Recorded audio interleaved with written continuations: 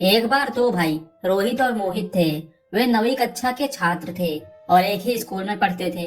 उनकी कक्षा में अमित नाम का भी एक छात्र था जो बहुत अमीर परिवार से था।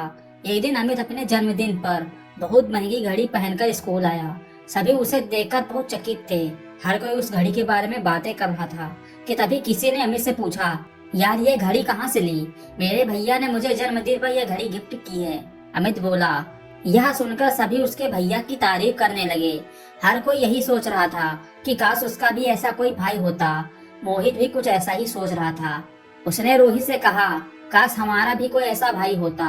पर रोहित की सोच अलग थी। उसने कहा, काश मैं भी ऐसा बड़ा भाई बन पाता। वर्ष गुजरने लगे। धीरे धीरे मोहित अपनी जरूरतों के लिए दूसरों पर निर्भर रहने लगा, क्योंकि उसने खुद को इस प्रकार विकसित किया।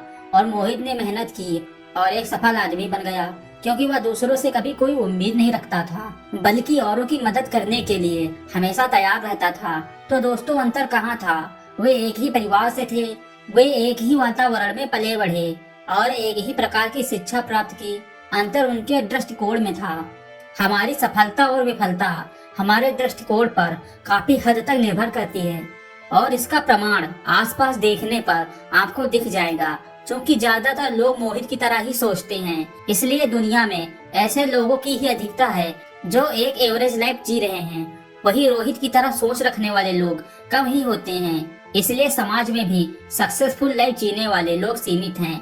अतः हमें हमेशा सकारात्मक दृष्टिकोण विकसित करने के लिए पूरी कोशिश करनी चाहिए और नकारात्मकता से बचना चाहिए, क्योंकि वो हमारा दृष्टिकोण ही है जो हमारे जीवन को परिभाषित करता है और हमारे भविष्य को निर्धारित करता है। दोस्तों, कैसी लगी ये कहानी कमेंट करके जरूर बताइए, और ऐसी ही मजेदार स्टोरी सुनने के लिए हमारे चैनल को सब्सक्राइब कर लीजिए। Thanks for watching.